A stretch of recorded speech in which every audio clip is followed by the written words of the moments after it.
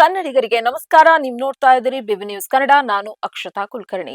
ಅಬಕಾರಿ ಇಲಾಖೆಯ ವರ್ಚಸ್ಸನ್ನ ಸರಿಪಡಿಸಲು, ಭ್ರಷ್ಟಾಚಾರವನ್ನ ತೊಡೆದುಹಾಕಲು ಮತ್ತು ಮಧ್ಯವರ್ತಿಗಳ ಹಸ್ತಕ್ಷೇಪವನ್ನ ಕಡಿಮೆ ಮಾಡುವ ಗುರಿಯನ್ನ ಹೊಂದಿರುವುದಾಗಿ ಅಬಕಾರಿ ಸಚಿವ ಆರ್.ಬಿ. ತಿಮ್ಮಾಪುರ ತಿಳಿಸಿದ್ದಾರೆ.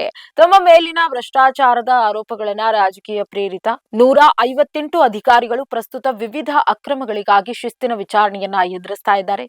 ಈ ಇಲಾಖೆಯಲ್ಲಿ ಕೆಲವು ಅಧಿಕಾರಿಗಳು ಮತ್ತು ಸ್ವಯಂ ಘೋಷಿತ ಸಂಘಗಳು ಆಡಳಿತವನ್ನ ಬ್ಲಾಕ್ ಮೇಲ್ ಮಾಡಲು ಪ್ರಯತ್ನಿಸುವ ಸಂಸ್ಕೃತಿ ಇದೆ. ನನ್ನ ವಿರುದ್ಧ ಆರೋಪ ಮಾಡ್ತಾ ಇರುವ ಸಂಘವು 20 ವರ್ಷಗಳಲ್ಲಿ ಚುನಾವಣೆ ಅಥವಾ ಸಭೆ ನಡೆಸಿಲ್ಲ ಎಂದು ತೋರಿಸುವ ದಾಖಲೆಗಳನ್ನ ನಾನು ಒದಗಿಸಿದ್ದೇನೆ. ರಚನಾತ್ಮಕ ಸುಧಾರಣೆಗಳ ಮೂಲಕ ಈ ಇಲಾಖೆಯನ್ನ ಸ್ವಚ್ಛವಾಗಿಡುವುದು ನನ್ನ ಗುರಿಯಾಗಿದೆ ಎಂದು ತಿಳಿಸಿದ್ರು. ಇವತ್ತು ಪ್ರಗತಿ ಪರಿಶೀಲನಾ ಸಭೆ ನಡೀತಾ ಇದೆ. ಇವತ್ತು ನಾವು ಹಲವಾರು ವಿಚಾರಗಳು ಚರ್ಚೆ ಆಗ್ತದೆ. ಒಂದು, ನಾವು ಅಬಕಾರಿ ಏನು ನಿರೀಕ್ಷೆ ಮಾಡಿದ್ದೀವಿ, ರಾಜಸ್ವ ಏನು ನಿರೀಕ್ಷೆ ಮಾಡಿದ್ದೀವಿ, ಅದರಲ್ಲಿರ್ತಕ್ಕಂಥ ತೊಡಕು ತೊಂದರೆಗಳೇನು, ಅವುಗಳನ್ನ ಯಾವ ರೀತಿ ನಿಭಾಯಿಸಬೇಕು ಅಂತಕ್ಕಂಥದ್ದು. ವಿಶೇಷವಾಗಿ ನಾನಿವತ್ತು ಚರ್ಚಿಸಲ್ಪಟ್ಟ ವಿಷಯಗಳಲ್ಲಿ ರಾಯಚೂರಿನಲ್ಲಿ CH ಪೌಡರ್ ಅಂದರೆ ಶಿಂದೆ ಬರ್ತಕ್ಕಂಥದ್ದನ್ನು ಯಾವ ರೀತಿ ತಡೆಗಟ್ಟಬೇಕು, ಅಲ್ಲಿ ಆಂಧ್ರದಲ್ಲಿ ಶಿಂದೆ ಅಧಿಕೃತವಾಗಿ ಮಾರಾಟ ಇರೋದ್ರಿಂದ ಬಾರ್ಡರ್ದಲ್ಲಿ ಅಲ್ಲಿ ತುಂಬ ನಮ್ಮ ಏರಿಯಾದಲ್ಲಿ ಶಿಂದೆನೂ ಬರುತ್ತೆ, CH ಪೌಡ್ರು ಬರುತ್ತೆ. ಅದನ್ನು ತಡೆಗಟ್ಟಲಿಕ್ಕೆ ಒಂದು ಪಡೆ ಬೇರೆ ಬೇರೆ ಜಿಲ್ಲೆಗಳಿಂದ ಹಾಕ್ತಕ್ಕಂಥದ್ದು. ಗೋವಾದಿಂದ ಬರ್ತಕ್ಕಂಥ ಲಿಕ್ಕರ್ ಬಹುಶಃ ನಮ್ಮಲ್ಲಿ ಕಾರವಾರಲ್ಲಿ ತುಂಬ ಇದೆ, ಬೆಳಗಾವಿಯಲ್ಲಿ ಸ್ವಲ್ಪ ಪ್ರಮಾಣದಲ್ಲಿದೆ, ಅಷ್ಟೇನಿಲ್ಲ. ಆದರೆ ಹೊರ ರಾಜ್ಯಗಳಿಗೆ ಹೋಗ್ತಕ್ಕಂಥದ್ದನ್ನು ಯಾವ ರೀತಿ ತಡೆಗಟ್ಟಬೇಕು ಹಾಗೆ ಅಂತಕ್ಕಂಥ ವಿಚಾರ. ಇದ್ರ ಜೊತೆಗೆ ಇಲಾಖೆಯಲ್ಲಿರ್ತಕ್ಕಂಥ ತೊಡರುಗಳೇನೇನಿದ್ದಾವೆ ಅವನ್ನ ಯಾವ ರೀತಿ ಸರಿಪಡಿಸಬೇಕು ಅಂತಕ್ಕಂಥ ವಿಚಾರಗಳನ್ನ ಇವತ್ತು ನಾವು ತೆಗೆದುಕೊಂಡಿದ್ದೀವಿ. ಈಗಾಗಲೇ ತಮಗೆ ಗೊತ್ತಿದ್ದ ಹಾಗೆ ಈ ಟ್ರಾನ್ಸ್ಫರ್ ಎಲ್ಲ ಕೌನ್ಸಿಲಿಂಗ್ ಮುಖಾಂತರ ಮಾಡ್ತಕ್ಕಂಥದ್ದು ಮಾಡಿದೆ. ಟ್ರಾನ್ಸ್ಫರ್ ಬಂದಾಗ ಒಂದೊಂದು ಸಮಸ್ಯೆಗಳು ಬರ್ತಿತ್ತು ಈ ಡಿಪಾರ್ಟ್ಮೆಂಟಲ್ಲಿ. ಅವ್ರನ್ನೆಲ್ಲ ಹಾಕಿದ್ದಾರೆ, ಇವ್ರನ್ನೆಲ್ಲ ಹಾಕಿದ್ದಾರೆ ಅಂತಕ್ಕಂಥದ್ದು. ಅಂತಹ ಯಾವುದೇ ಪ್ರಮೆ ಬರಬಾರ್ದು ಅನ್ನೋ ದೃಷ್ಟಿಯಿಂದ ಎಷ್ಟು ತಾಸಿನಲ್ಲಿ ಮಾಡಿದ್ವಲ್ಲ, 1-2 ದಿವಸ ಇಲ್ಲ, ಒನ್ ಡೇದಲ್ಲಿ ಟ್ರಾನ್ಸ್ಫರ್ಗಳು, ಅದು ಕೌನ್ಸಿಲಿಂಗ್. ಅದ್ರ ಜೊತೆಗೆ ಬೆಂಗಳೂರಲ್ಲಿ 5 ವರ್ಷಕ್ಕೂ ಮೇಲ್ಪಟ್ಟಿದ್ದವ್ರನ್ನೆಲ್ಲಿ ಇಡಬಾರ್ದು, ತೆಗಿಬೇಕು ಅಂತಕ್ಕಂಥ ವಿಚಾರಗಳನ್ನ ಇಟ್ಕೊಂಡಿದ್ದೇವೆ. ಹಾಗಲ್ಲದೆ ಇಲಾಖಾ ವಿಚಾರಣೆ ಇದ್ದವನು ಎಕ್ಸಿಕ್ಯೂಟಿವ್ ಪೋಸ್ಟಿಗೆ ಕೊಡಬಾರ್ದು ಅಂತಕ್ಕಂಥದ್ದು ಯಾರೇ ಇರಲಿ ಅವರು. ಅದನ್ನು ನಾವು ಈಗಾಗಲೇ ಇಂಪ್ಲಿಮೆಂಟ್ ಮಾಡಿದ್ದೀವಿ. ಈ ಭ್ರಷ್ಟಾಚಾರದ ವಿಚಾರಗಳು ಎಲ್ಲೆಲ್ಲಿ ನಮ್ಮ ಸುಳಿವು ಕಾಣ್ತಾ ಇದೆ ಅಂಥವನ್ನು ಸದೆ ಬಿಡಲಿಕ್ಕೆ ಏನು ಮಾಡಬೇಕು ಅದನ್ನೆಲ್ಲವನ್ನು ತೆಗೆದುಕೊಂಡಿದೆ. ಈ ವರ್ಗಾವಣೆ ನಂತರ ಬರ್ತಕ್ಕಂಥದ್ದು ರಿನಿವಲ್ದಲ್ಲಿ ಅಂಗಡಿಕಾರರಿಗೆ ತೊಂದರೆ ಆಗ್ತಿದೆ ಅಂತಕ್ಕಂಥದ್ದು ನನ್ನ ಗಮನಕ್ಕೆ ಬಂತು. ಅದನ್ನು ನಾವು ಏನು ಮಾಡಿದ್ದೀವಿ ಅಂದರೆ ರಿನಿವಲ್ 5 ವರ್ಷಕ್ಕೊಮ್ಮೆ ರಿನಿವಲ್ ಮಾಡ್ತಕ್ಕಂಥದ್ದು ಮಾಡಿದೆ. ಒಟ್ಟು ಲೈಸೆನ್ಸ್ಗಳನ್ನು ಬರೀ 48 ಗಂಟೆಗಳಲ್ಲಿ ಇಡೀ ರಾಜ್ಯದ ರಿನಿವಲ್ ಮಾಡ್ತಕ್ಕಂಥದ್ದು. ರಿನಿವಲ್ ಆನ್ಲೈನ್ ಮೇಲೆ ಎಷ್ಟು ಲೈಸೆನ್ಸ್ ಟೋಟಲ್? 14,275 ಲೈಸೆನ್ಸ್ಗಳು 48 ಗಂಟೆಗಳಲ್ಲಿ ರಿನಿವಲ್ ಮಾಡಿದೆ. ವರ್ಗಾವಣೆ ಹಾಗೂ ರಿನಿವಲ್ದಲ್ಲಿ ಬದಲಾವಣೆ ತರ್ತಕ್ಕಂಥದ್ದು. ಇಲ್ಲಿ CL7 ಕೊಡ್ತಕ್ಕಂಥದ್ದು 16 ಟೇಬಲ್ಗಳಿಗೆ ಹೋಗುತ್ತದೆ. ಅಲ್ಲಿ ಹೊಸ ಲೈಸೆನ್ಸರಿಗೆ ತೊಡಕಾಗ್ತದೆ, ತೊಂದರೆ ಆಗ್ತದೆ ಅಂತಕ್ಕಂಥದ್ದು ಗಮನಿಸಿ ಬರೀ 7 ಟೇಬಲ್ಗಳಿಗೆ ಬರ್ತಕ್ಕಂಥದ್ದು. ಇದ್ರ ಜೊತೆಗೆ ಈ ಡಿಪಾರ್ಟ್ಮೆಂಟ್ದಲ್ಲಿ ಬರ್ತಕ್ಕಂಥ ಈ ಭ್ರಷ್ಟಾಚಾರ ನಿರ್ಮೂಲನೆ ಮಾಡೋಕ್ಕೆ ಏನೇನು ಸಾಧ್ಯ ಇದೆ ನಮ್ಮಲ್ಲಿ ಇಲ್ಲ. ಆದರೆ ಕೆಲವು ಅಲ್ಲೆಲ್ಲರೂ ಅಧಿಕಾರಿಗಳು ಮಾಡ್ತಕ್ಕಂಥವ್ರಿಗೆ ಇವತ್ತು ಕಠಿಣ ಕ್ರಮ ಕೈಗೊಳ್ತಾ ಇದ್ದೀವಿ ಅಂತಕ್ಕಂಥ ಎಚ್ಚರಿಕೆಯ ಮಾತನ್ನು ಇವತ್ತು ನಾವು ಹೇಳಿದ್ದೀವಿ. 2 ಅವಧಿಯಲ್ಲಿ ಯಾರಾದರೂ ಎಕ್ಸಿಕ್ಯೂಟಿವ್ ಇದ್ದರೆ ಅವರಿಗೆ 3ನೇ ಅವಧಿಗೆ ಎಕ್ಸಿಕ್ಯೂಟಿವ್ ಕೊಡಬಾರ್ದು ಅಂತಕ್ಕಂಥದ್ದು ಹೇಳಿದ್ದೀವಿ. ಹೀಗೆ ಇಷ್ಟು ಬದಲಾವಣೆ ತರುವುದರ ಮೂಲಕ ಇನ್ನೂ ಹಲವಾರು ಬದಲಾವಣೆಗಳ ಕಡೆ ನಮಗೆ ಗಮನ ಇದೆ. ಬಹುಶಃ ಬಜೆಟ್ ಸೆಷನ್ದೊಳಗಡೆ ಕೆಲವು ಬದಲಾವಣೆಗಳನ್ನು ತರ್ತೀವಿ. ಯಾವ್ಯಾವ ಬದಲಾವಣೆಗಳು ಬೇಕು ಈ ಡಿಪಾರ್ಟ್ಮೆಂಟ್ನಲ್ಲಿ, ಡಿಸ್ಟಿಲರಿಯಲ್ಲಿ ಕೆಲವು ಬದಲಾವಣೆಗಳನ್ನು ತರಬೇಕು. ಅಲ್ಲಿ ನಮ್ಮ ಸ್ಟಾಫ್ ಎಷ್ಟು ಇರಬೇಕು, ಅಲ್ಲೇನು ಅವ್ರು ತೊಡಕೊಳ್ಳೋದು ಅವ್ರನ್ನ ತರಿಸಿ ಅವ್ರನ್ನ ಕರೆಸಿ ಮಾತನಾಡ್ತಕ್ಕಂಥದ್ದು ನಾವು ಮಾತಾಡ್ತಾ ಇದ್ದೀವಿ.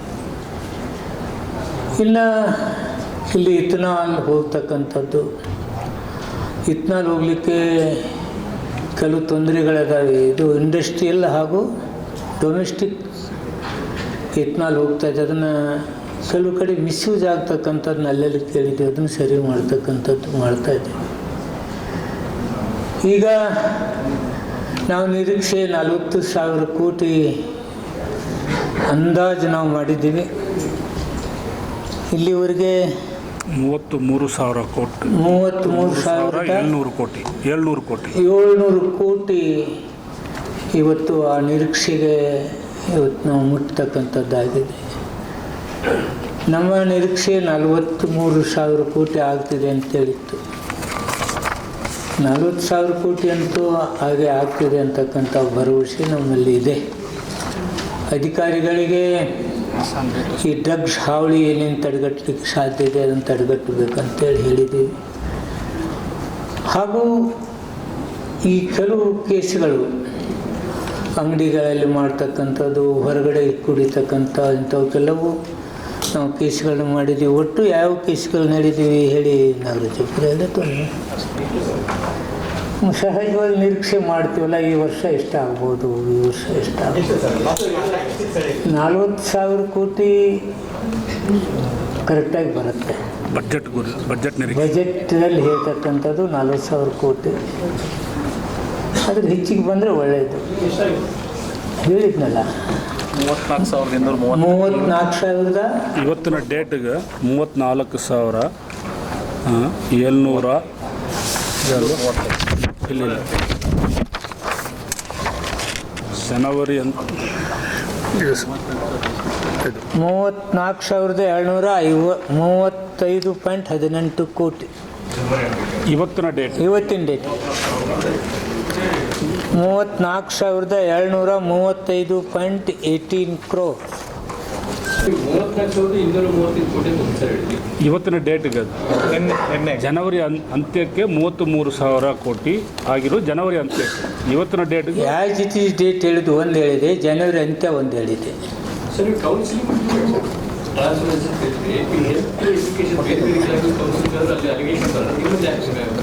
ನಮ್ಮಲ್ಲಿ ಯಾವುದು ಅಲಿಗೇಷನ್ ಇಲ್ಲ. ಯಾವ ಕಾರಣಕ್ಕೆ ಇಲ್ಲ ನೋಡಿ, ಟ್ರಾನ್ಸ್ಫರ್ಗ ಮಾಡೋ ಹೊತ್ತಿನಾಗ ಭಾಳ ಜನ ಎಲ್ಲ ಕಡೆಯೂ ಬಂದಿದ್ದಾವೆ. ನಾಟ್ ಓನ್ಲಿ ಬುಕಾರಿ, ಅದು ಬರಲೇಬಾರ್ದು ಅನ್ನೋದರಿಂದ ಕೌನ್ಸಿಲಿಂಗ್ ತಂದಿದ್ದೀನಿ.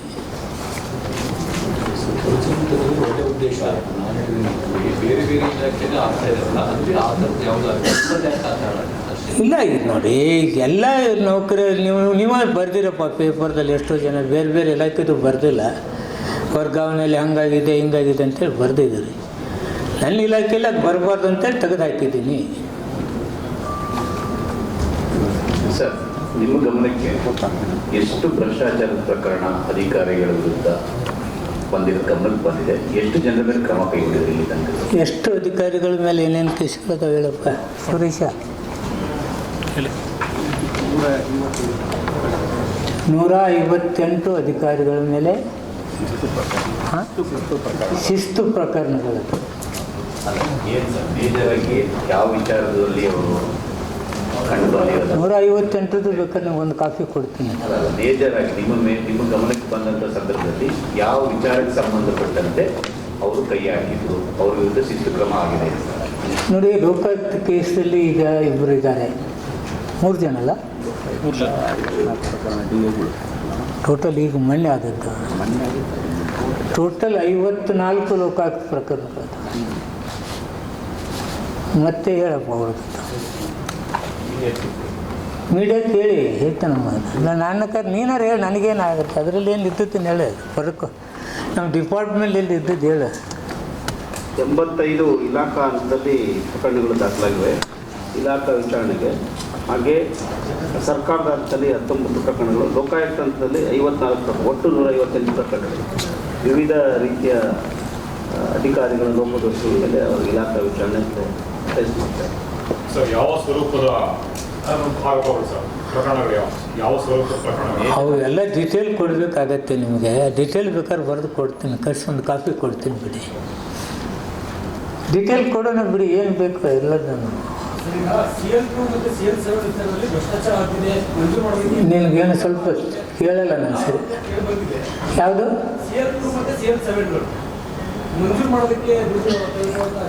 CL2 ಕೊಡ್ತಾ ಇಲ್ಲ.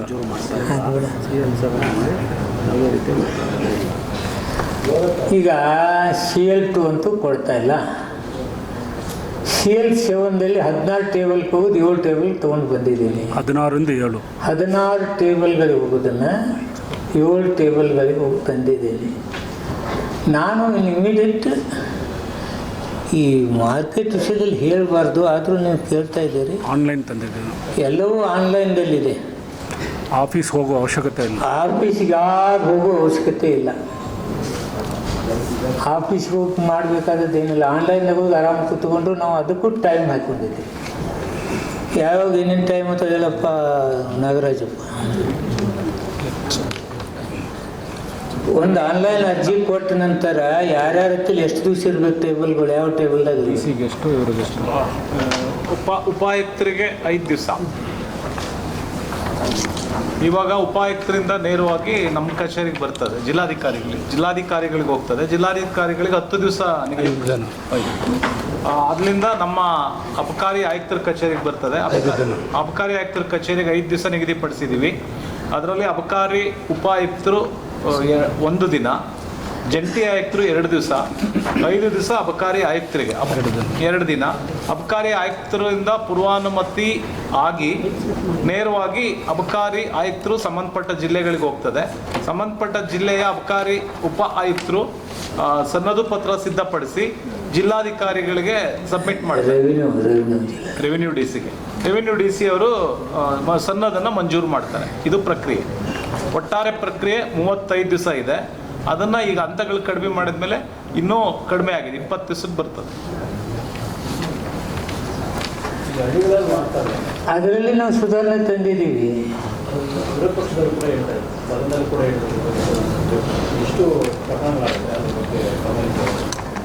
ಹಾಂ, ಅಂಥ DC-ಗಳು ಇಬ್ಬರನ್ನ ಸಸ್ಪೆಂಡ್ ಮಾಡಿ ಡಿಲೇ ಮಾಡ್ತವ್ರಿಗೆ. ಯಾರು DC-ಗಳು ಡಿಲೇ ಮಾಡಿದ್ದಾರೆ ಅಂಥವ್ರನ್ನಿಬ್ಬರನ್ನ ಸಸ್ಪೆಂಡ್ ಮಾಡಿದ್ದೀವಿ. ಯಾವುದನ್ನು ಮುಚ್ಚಿ ಅಲ್ಲಿ ಡಿಲೇ ಮಾಡಿದವ್ರ ಮೇಲೆ ನಾವು ಏನು ಮರೆಸಿ ಇಟ್ಟಿಲ್ಲ, ತೆಗೆದು ಸಸ್ಪೆಂಡ್ ಮಾಡಿದ್ವಿ. ಹಳ್ಳಿಯಲ್ಲಿ ಮಾರಾಟ ಮಾಡೋದು ಕೇಳಿದಾರ ಸರ್? ಹಳ್ಳಿಯಲ್ಲಿ ಮಾರಾಟ ಮಾಡೋದು 15,000 ಪಕ್ಕ ಕೇಳಿದ್ರು ಅವರು. ಹಳ್ಳಿಯಲ್ಲಿ ಕೇಳಿದ್ರೆ ಹಳ್ಳಿಯಲ್ಲಿ ನೋಡಿ, ಗ್ರಾಮೀಣ ಭಾಗದಲ್ಲಿ ಏನಾಗ್ತದೆ ಹೇಳ್ತೇನೆ. MSIL ಒಂದಿದೆ, CL2 ಇದೆ. ಅಲ್ಲಿ ನಮ್ಮಲ್ಲಿದು ಇದರಲ್ಲೇ ತೊಗೊಂಡು ಹೋಗ್ತಾರೆ, ರಿಸೀಟ್ ಹಾಕಿನೇ ತೊಗೊಂಡು ಹೋಗ್ತಾರೆ. ಹಳ್ಳಿಗಳಲ್ಲಿ ಮಾರಾಟ ಆಗ್ತದೆ. ಹಳ್ಳಿಗಳಲ್ಲಿ ನಾನು ಲೈಸೆನ್ಸ್ ಹೆಚ್ಚಿಗೆ ಕೊಟ್ಟರೆ ಲೈಸೆನ್ಸ್ ಕೊಡೋಕೈತಿ ಬಿಟ್ರಿ, ಮದ್ಯ ಮಾರಾಟ ಮಾಡಿಬಿಟ್ರಿ, ಅದಕ್ಕೆ ಕೆಟ್ಟ ಹೆಸರು. ಬಿಟ್ಟರೆ ಅವ್ರು ತೊಗೊಂಡು ಹೋಗಿ ಅಲ್ಲಿ ಮಾರ್ಕೆಟ್ ಮಾಡ್ತಾರೆ. ಆದಾಗ್ಯೂ ನಾವು ಮಂಜುನಾಥ್ ಎಷ್ಟು ಕೇಸ್ ಹಾಕಿದ್ದೀವಪ್ಪ? 15,629 ಕೇಸ್ಗಳನ್ನ ಹಾಕಿದ್ದೀವಿ.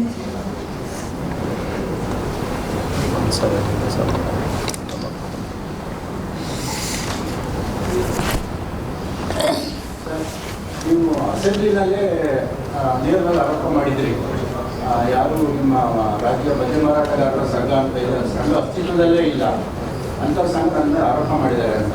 ನಿಮ್ಮ ಇಮೇಜ್ ಮೇಲೆ ಎಫೆಕ್ಟ್ ಆಗಿದೆ ಅಂತ ಅನ್ಕೊಂಡಿದ್ದೀರಿ, ನಿಮಗೆ ಏನು ಅನಿಸ್ತದೆ ಗೊತ್ತಿಲ್ಲ. ಅಂಥವ್ರ ಮೇಲೆ ಏನಾದರೂ ಕ್ರಮ ಆಗ್ತದ? ಅಧಿಕೃತವಾಗಿ ಯಾವುದಾದ್ರು ಸಂಘಟನೆ ಇದೆಯಾ ರಾಜ್ಯದಲ್ಲಿ? ನನಗೆ ಗೊತ್ತಿದ್ದಾಗೆ ನಾನು ಡಾಕ್ಯುಮೆಂಟ್ ಕೊಟ್ಟಿದ್ದೀನಿ. 20 ವರ್ಷದ ಹಿಂದೆ ಆದಂಥ ಘಟನೆ ಇದು. ಯಾವ ರಿಜಿಸ್ಟ್ರೇಷನ್ ಆಗಿದೆ, ಇಲ್ಲಿವರೆಗೆ ರಿನ್ಯೂವಲ್ ಆಗಿಲ್ಲ, ಅಡಿಟ್ ಆಗಿಲ್ಲ, ಎಲೆಕ್ಷನ್ ಆಗಿಲ್ಲ, ಜನರಲ್ ಬಾಡಿ ಮೀಟಿಂಗ್ ಆಗಿಲ್ಲ, ಇದು ಅಸ್ತಿತ್ವದಲ್ಲಿಲ್ಲ ಅಂತೇಳಿ ಕೋಆಪರೇಟಿವ್ ಡಿಪಾರ್ಟ್ಮೆಂಟ್ ಅವ್ರು ನನಗೆ ಕೊಟ್ಟಿದ್ದಾರೆ. ನನಗೊಬ್ಬನ ಮೇಲೆ ಅಲ್ಲ ಇದು, ಯಾವ ಮಂತ್ರಿಗಳು ಬಂದಾರ ಅವ್ರ ಮೇಲೆ ಎಲ್ಲರ ಮೇಲೆ ಮಾಡಿದ್ದಾರೆ. ಅಬಕಾರಿ ಮಂತ್ರಿ ಅವ್ರ ಕೈಯಾಗ ಸಿಗಲಾರ್ದೆ ಯಾರು ಇಲ್ಲ, ಅವ್ರ ಮೇಲೆ ಆರೋಪ ಮಾಡಲಾರ್ದೆ ಯಾವ ಈ ಸಂಘಟನೆಯವರು ಉಳಿದಿಲ್ಲ. ಆದರೆ ನಿಜ ಸ್ಥಿತಿ ಏನು? ನಾನು ಇಷ್ಟೆಲ್ಲ ಬದಲಾವಣೆ ಮಾಡಿದ್ದೀನಿ. ಇದು ಎಲ್ಲೆಲ್ಲಿ ಏನು ಸೋರಿಕೆ ಆಗ್ತೈತೆ, ಏನು ಭ್ರಷ್ಟಾಚಾರದ ನೆರಳು ಬರ್ತೈತಿ, ಅದ್ರ ಮೇಲೆ ಎಲ್ಲಿ ಬೀಳಬಾರ್ದು ಅಂತೇಳಿ ಇಷ್ಟೆಲ್ಲ ಬದಲಾವಣೆ ತೆಗೆದುಕೊಂಡು ಬಂದಿದ್ದೇನೆ. ಮತ್ತು ಆರೋಪ ಮಾಡಿದವ್ರು ರೂಢಿನ ಮಾಡ್ಕೊಂಡಿದ್ರೆ ನಾನೇನು ಮಾಡೋಕ್ಕಾಗುತ್ತೆ? ಏನಾದರೂ ಕ್ರಮ ಆಗಬೇಕಲ್ವಾ? ಯಾಕಂದರೆ ಸುಮ್ಮನೆ ಆರೋಪ ಮಾಡುವಂಥದ್ದು ಯಾರೇ ಮಂತ್ರಿಗಳ ಮೇಲೆ ಮಾಡುವಂಥದ್ದು. ರಾಜಕಾರಣಿಗಳಂದರೆ ಎಲ್ಲರೂ ಅಲ್ಲೊಬ್ಬರು ಮಾತಾಡ್ತಾರೆ, ಭಾಳ ಮಾತು ಕೊಟ್ಟು ಕೇಸ್ ಎಟ್ಮೆಂಟಿಗೆ ಮೇಲೆ ಆಗ್ತದೆ. ಹಿಂದಿನವ್ರು ನಾವು ಅಬಕಾರಿ ಮಂತ್ರಿಗಳು ಇವೇ ಕೇಸ್ಗಳು, ಟ್ರಾನ್ಸ್ಫರ್ದಲ್ಲಿ ಮಂತ್ರಿ ದುಡ್ಡು ಹೊಡೆದ, ಅಧಿಕಾರಿಗಳು ದುಡ್ಡು ಹೊಡೆದವು, ರಿನ್ಯೂವಲ್ದಾಗ ರೈತರವರು ಅಂಗಡಿಯವ್ರು ತೊಂದರೆ ಕೊಡ್ತಾರೆ. ಇವು ಮೇಜರಾಗಿ ಎಲ್ಲರಲ್ಲಿ ಬಂದದ್ದು. ನಾವು ಒಟ್ಟು ಹೆಸರು ಹೇಳಿದ್ದೀನಿ. ಸರ್, ಸದನದಲ್ಲಿ ನೀವು 8 ಅಬಕಾರಿ ಸಚಿವರ ಹೆಸರು ಹೇಳಿ, ಅಂದರೆ ನೀವು ನಿಮ್ಮ ಖಾತೆನೇ ಆತನ ಏನು ಆರೋಪನೆ ಯಾವುದು? ಆರೋಪ ಅದನ್ನೇ ಹೇಳಿದ್ನಲ್ಲ, ಇಂಥ ಆರೋಪಗಳು ಬರ್ತವೆ, ಅದು ನಾವು ಸರಿ ಮಾಡಬೇಕಲ್ಲ. ಯಾರು ಇದು ಕೈ ಹಾಕಲಿಲ್ಲ, ಸರಿ ಮಾಡಿದರೆ ಇಟ್ಟು ನಾನಿದ್ದಾಗ ಇದು ಬರ್ತಿರಲಿಲ್ಲ. ಈ ಸರಿ ಮಾಡೋ ಕೆಲಸ ನಾನು ಮಾಡಿದ್ದೀನಿ. ಎದೆದಕ್ಕೆ ಬರ್ತಾವ ಅನ್ನೋದು ನಾನು ಒಟ್ಟದು ಓದಿದ್ದೀನಿ. ನಾನು ಸೆಷನ್ದಲ್ಲಿ ಯಾರ್ಯಾರು ಏನೇನು ಮಾತಾಡಿದರು ನೋಡಿ. ಜಯಚ್ ಪಟೇಲ್ ಕಾಲದಲ್ಲಿ ಯಾರ್ಯಾರು ಮಾತಾಡಿ ಏನು ಮಾಡಿ ಡಿಸ್ಟಿಲರಿ ಪರವಾನಗಿ ಒಳಗಾಯ್ತು ಅಂತೇಳಿ ಹೇಳಿದರು. ಅವಾಗೆಲ್ಲ ಹೆಸರು ಹೇಳಿದ್ದೀನಿ, ಮತ್ತೊಮ್ಮೆ ಹೇಳಂದರೆ ಹೇಳ್ತಿದ್ದೀನಿ ನಾನು. ಉಳ್ಕಿದವರೆಲ್ಲ ರೇಣುಕಾಚಾರ್ಯ, ಸುಬ್ರಹ್ಮಣ್ಯ ನಾಯ್ಡು, ಯಾರ್ಯಾರಾಗಿದ್ದಾರೆ ಎಲ್ಲರದು. ನಾನು ಯಾವುದು ನಮ್ಮ ಪಾರ್ಟಿ ಅವ್ರು ಹಿಡ್ಕೊಂಡು ಎಲ್ಲರದು ಎಲ್ಲೆಲ್ಲಿ ಕೆಲಸ, ಎಲ್ಲೆಲ್ಲಿ ಆರೋಪ ಬರ್ತೈತೆ ಅಂತ ಟ್ರಾನ್ಸ್ಫರ್, ರಿನ್ಯೂವಲ್ ಆ್ಯಂಡ್ ಲೈಸೆನ್ಸ್, ಇವನು 3ಕ್ಕೂ ಕಡಿವಾಣ ಹಾಕಿದ್ದೀವಿ. ಅಧಿಕಾರಿಗಳನ್ನು ನಾವು ರೆಗ್ಯುಲರ್ ಇಟ್ಟಿಲ್ಲ. 5 ವರ್ಷ ಇಲ್ಲಿ ಬೆಂಗಳೂರಾಗಿರೋರ್ನ ಹೊರಗೆ ಹಾಕ್ತಕ್ಕಂಥ ಕೆಲಸ ಮಾಡಿ ಈ ಹೊಸ ಸಿಸ್ಟಮ್ ತಂದಾಗ ಕೆಲವು ಆರೋಪಗಳು ಬರ್ತವೆ. ಯಾಕಂದರೆ ಯಾವುದಕ್ಕಿಂತ ಭಾಳ ಮಂದಿ, ಕೆಲವು ಮಂದಿಗೆ ತೊಡಕುಗಳು ಆಗ್ತಾವುದರಿಂದ ಒಬ್ಬ ಮಂತ್ರಿಯಾಗಿ ನಾನು ಮಾಡಬೇಕಾದ ಒಳ್ಳೆಯ ಕೆಲಸ ನಾನು ಮಾಡಿದಾಗ ಕೆಲವ್ರಿಗೆ ತೊಡಕಾಗಿಬಿಡ್ತವೆ. ಈಗ ಹೊಸದಾಗಿ ತಗೊಳ್ಳಿ, ಈಗ ನಾವು ಹರಾಜು ಮುಖಾಂತರ ಕೊಡ್ತೀವಂದರೆ ಕೆಲವು ಅಂಗಡಿಯವರೆಲ್ಲರೂ ನಮ್ಮ ಮೇಲೆ ಬೀಳ್ತಾರೆ. ಇದ್ದ ಅಂಗಡಿಗೆ ತೊಂದರೆ ಮಾಡ್ತಾನೆ ತಿಮ್ಮಪ್ಪರು ಅಂತೇಳಿ ನನ್ನ ಮೇಲೆ ಬೀಳ್ತಾರೆ, ನನ್ನ ಮೇಲೆ ಪ್ರತಿಭಟನೆ ಮಾಡ್ತಾರೆ, ನಮ್ಮ ಮೇಲೆ 1 ಹೇಳಂದರೆ 100 ಹೇಳ್ತಾರೆ. ಬಟ್ ಹೆಚ್ಚೆ ಗೌರ್ನಮೆಂಟ್ ಸುಧಾರಣೆ ತರಲಿಲ್ಲ ಅಂದರೆ ನಾವು ಅದಕ್ಕೆ ಹೆದರ್ಕೊಂಡು ಕೂತ್ಕೊಂಡಂಗಾಗತ್ತೆ. ಸುಧಾರಣೆ ತರೋದ್ರಂತ ಪ್ರಯತ್ನ ಮಾಡೋಣ. ಅವ್ರದ್ದು ಯಾರಾದರೂ ತೊಂದರೆಗಳಿದ್ದರೆ ನನ್ನ ಹತ್ರ ಬಂದು ಚರ್ಚೆ ಮಾಡಲಿ. I am ready to solve the problem.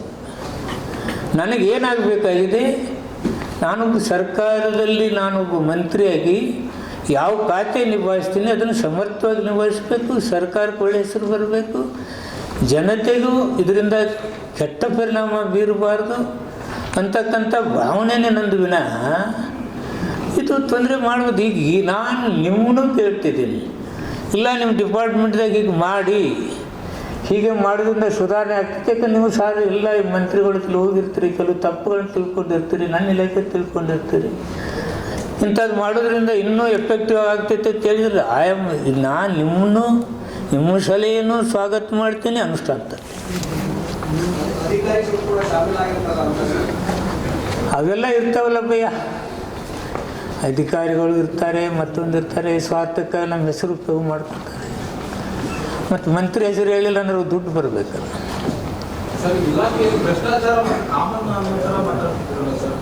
ಅಂದ್ರೆ ಹಿಂದೆನೂ ಸಚಿವರುಗಳು ಭ್ರಷ್ಟಾಚಾರ ಮಾಡಿದ್ರು, ಈಗಲೂ ಅದು ಕಾಮನ್ ಆಗಿದೆ. ಇಲಾಖೆ ಅದನ್ನು ಸುಧಾರಣೆ ಮಾಡಬೇಕು ಬ್ರದರ್. ಆರೋಪಗಳು ಏನು ಬರ್ತಾವಲ್ಲ ಅದನ್ನು ಸುಧಾರಣೆ ಮಾಡಬೇಕು, ಆರೋಪಗಳು ಬರಲಾರ್ದ ರೀತಿಯಲ್ಲಿ ಮಾಡಬೇಕು ಅನ್ನೋದೇ ನನ್ನ ದೇಹ. ಅದನ್ನ ನೀವಂತರ ಕಾಮನ್ ಅನ್ನೋ ಥರ ಮಾತಾಡ್ತಾ ಇದ್ದೀರಿ. ಕಾಮನ್ ಅನ್ನ ಯಾಕೆ ಇದನ್ನ ಮಾಡ್ತಿದ್ದ? ಕಾಮನ್ ಅನ್ನೋ ಇಂಥದನ್ನ ಮಾಡ್ತಾರ? ಅಂದ್ರೆ ಇಲಾಖೆಯಲ್ಲಿ ಕಾಮನ್ ಅನ್ನೋರು ಇಂಥ ನೋಡಿ ಇಂಥ ಇವು ನೋಡಿ ನಿನಗೆ ನಾನು ನಿಮಗೇನು ಹೇಳಿದ್ದು ನನಗೆ ಅರ್ಥ ಆಗಲಿಲ್ಲ. ಸರ್, ಎಲ್ಲ ಆರೋಪಗಳು ಇವೇನು ಆರೋಪಗಳು ಬರ್ತವೆ ಈ ಇಲಾಖೆಯಲ್ಲಿ ಇದ್ದವ್ರ ಮೇಲೆ ಬರಬಾರ್ದು ಅನ್ನೋ ದೃಷ್ಟಿಯಿಂದ ಈ ಬದಲಾವಣೆಗಳನ್ನು ತಂದಿದ್ದೀನಿ ನಾನು. ಈ ಆರೋಪಗಳು ಕಾಮನ್ ಅಂತ ಹೇಳಕತ್ತಿಲ್ಲ ನಾನು. ಆರೋಪಗಳು ಅದೇನು ಹೇಳಿದರೆ 100 ಅದಾವೆ. ನಮ್ಮ ಮೇಲೆ ಇವತ್ತು ರಾಜೀನಾಮೆ ಕೊಡೋನವ್ರು ಎಲ್ಲರ ಮೇಲೇನೂ ಅದಾವೆ. ಲೋಕಾಯುಕ್ತ ಕೇಸ್ಗಳು ನಡೀತಾವೆ ಇನ್ನೂ ಅವ್ರ ಮೇಲೆ. ಅವ್ರು ನನ್ನ ಕೇಳ್ತಾರೆ, ಯಾರೋ ಒಬ್ಬ ಅಧಿಕಾರಿ ಹೇಳಿದಾನೆ ಯಾಕೆ ಕೊಡಬೇಕು, ತಿಮ್ಮಪ್ಪ ರಾಜೀನಾಮೆ ಕೊಡಬಾರ್ದು ಯಾಕೆ ಅಂತೇಳಿ ಕೇಳೋರು ಇದ್ದಾರೆ. ಅಂಥವ್ರು 100 ಜನ ಅದಾವೆ ನನ್ನ ಹತ್ತಿರ. ಆಡಿಯೋ ಮಾತಾಡಿದ ಮುಂದಿಟ್ಟಿದ್ದು ಫೇಕ್ ಅಂದವರು ನನ್ನ ಹತ್ತಿರ ಇದೆ. ಅವ್ರಿಗೇನು ಯಾರು ನನ್ನ ರಾಜೀನಾಮೆ ಕೇಳೋರು? ಅವ್ರಿಗೆ ನೈತಿಕತೆ ಬೇಕಲ್ಲ. ಎಲ್ಲರೂ ಕೇಸ್ ಇಟ್ಕೊಂಡು ತಿಮ್ಮಾಪುರ ರಾಜೀನಾಮೆ ಕೊಡಂತ ಹೇಳೋದು. What is this? ನೋಡಿ, ನಾನು ಕ್ಲೀನಾಗಿ ಹೇಳ್ತಾ ಇದ್ದೀನಿ, ಈ ಡಿಪಾರ್ಟ್ಮೆಂಟನ್ನು ತಯಾರಿ ಹೆಂಗಪ್ಪ ಅಂದರೆ ಇದು ಕ್ಲೀನ್ ಇರಬೇಕು. ಏನೇನು ಸಾಧ್ಯ ಐತೆ ಅದನ್ನು ಬದಲಾವಣೆ ತರಬೇಕು. ಈ ಡಿಪಾರ್ಟ್ಮೆಂಟಕ್ಕೆ ಒಂದು ಒಳ್ಳೆಯ ಹೆಸರು ತರೋಕ್ಕೆ ಏನು ಸಾಧ್ಯ ಐತೋ ಅದನ್ನೆಲ್ಲವೂ ನಾವು ಮಾಡಲಿಕ್ಕೆ ತಯಾರಿದ್ದೀವಿ. ಸರ್, ಬಿಜೆಪಿ ಆರೋಪ ಮಾಡೋದನ್ನೇ ಒಬ್ಬ ಅಧಿಕಾರಿನೇ ಗಂಭೀರವಾಗಿ ಆರೋಪ ಮಾಡೋದಕ್ಕೆ ಇದಕ್ಕಿಂತ ಸಾಕ್ಷಿ ನಿಲ್ಬೇಕಂತ ಆರೋಪ ನನ್ನ ಉಪಯೋಗ ಮಾಡ್ಕೊಳ್ಳೋಕೆ ನಾನು ಹೇಳಿದ್ರೆ ನಿಮ್ಮ ಪೇಪರ್ದಾಗ ಬರೋಕೆ 10 ಲಕ್ಷ ತೊಗೊಂಡೆ ಅಂದರೆ ನಿನ್ನ ಮೇಲೆ ಕ್ರಮ ಆಗಬೇಕಾ? ನಾನೇ ಹೋಗ್ತೀನಪ್ಪ, ಹೌದಪ್ಪ ಅವ್ನು ನನಗೆ ಹೇಳಿದ ನಾನು ಪೇಪರ್ದಾಗ ಹಾಕಿದ್ರೆ ಒಂದು 10 ಲಕ್ಷ ಕೊಡತ್ತೆ ಹೇಳಿದ್ರೆ ನಿನ್ನ ಮೇಲೆ ಕ್ರಮ ಆಗತ್ತೇನೆ? ಫೇಕಲ್ಲಿ ಏನು ರೀ, ತನ್ನ ಸ್ವಾರ್ಥಕ್ಕೆ ನನ್ನ ಹೆಸರು ದುರುಪಯೋಗ ಮಾಡ್ಕೊಂಡವರು ಇಂಥ ಅಧಿಕಾರಿಗಳು ಎಷ್ಟು ಜನ ಇಲ್ಲ. ಅಂಥವ್ರ ಮೇಲೆ ಕ್ರಮ ಆಗಬೇಕು. ಕ್ರಮ ಆಗಿದೆ, ಅದು ಇಮಿಡಿಯೇಟ್ ಕ್ರಮ ಮಾಡಿದ್ವಿ. ಈ ಬಾರಿ ಸೆಷನ್ನಲ್ಲಿ ನಿಮ್ಮ ವಿಚಾರಣೆ ಭಾಳಷ್ಟು ಚರ್ಚೆ ಆಗಿದೆ. ಈ ಸೆಷನ್ ಪೂರ್ತಿ ನಿಮ್ಮ ವಿಚಾರಣೆ ಚರ್ಚೆ ಆಗಿದೆ. ಭಾಳ ದೊಡ್ಡ ಮಟ್ಟದಲ್ಲಿ ನೀವೇನು ಟಾರ್ಗೆಟ್ ಆದ್ರೆ ಬಿಜೆಪಿಗೆ ಟಾರ್ಗೆಟ್ ಆಗುವಂಥ ಕೆಲಸ ನಾವು ಮಾಡಿಲ್ಲ. ಅವರು ಬೇರೆ ಏನು ವಿಷಯ ಸಿಗಲಾರ್ದ NRG ಚರ್ಚೆ ಆಗಬಾರ್ದು ಅಂಥೇಳಿ ಇದೊಂದು ವಿಷಯ ಇಟ್ಕೊಂಡು ಮುಂದುವರೆದುಕೊಂಡು ಬಲಿಪಶುವಾಗಿ ನಾನೇನು ತಪ್ಪು ಮಾಡಿದ್ದೀನಿ? ನನ್ನ ತೇಜೋವಧಿ, ನನ್ನ ಹೆಸರನ್ನು ಕೆಡ್ಸೋಕೆ ಏನು ನಡೀತಾ ಇದೆ ಕುತಂತ್ರ, ಅದು ನರೇಗಾ ಚರ್ಚೆ ಬರಬಾರ್ದು ಅನ್ನೋ ದೃಷ್ಟಿಯಿಂದ ಇದನ್ನು ಮಾಡಿದರು. ಆದರೆ ನಮ್ಮ ಸರ್ಕಾರದವ್ರು ಯಾವುದೂ ಬರಲಿಲ್ಲ. ಚರ್ಚೆಗೆ ಬಾವಿ ಬಿದ್ದರೂ ಚರ್ಚೆ ಮಾಡಿದ್ವಿ. ಇದ್ದ ವಿಷಯನ ಜನತೆಗೆ ತಿಳಿಸ್ತಕ್ಕಂಥ ಕೆಲಸ ನಾವು ಮಾಡಿದ್ವಿ.